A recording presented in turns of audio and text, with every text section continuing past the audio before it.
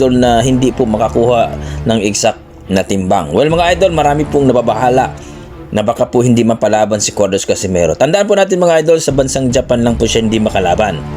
Well, depende lang po sa kanyang promoter kung pabayaan siya. Pero marami namang option mga idol na lumaban siya sa Amerika, sa ibang lugar mga idol.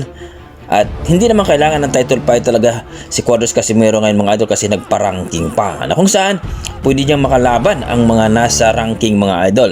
Maaring si Kalamis Martin at iba pang nasa ranking mga idol. Etong si Sam Goodman kasi ay nakahilera na ito kay Japanese Naoya Inoue sa December. So maaring lumaban si Cuadras Casimero sa ibang bansa mga idol, hindi lang sa Japan. At alam natin mga idol, sa Marso matapos na rin ang suspension nito. Kumbaga nagpahinga lang itong si Cuadras Casimero sa kanyang 6 months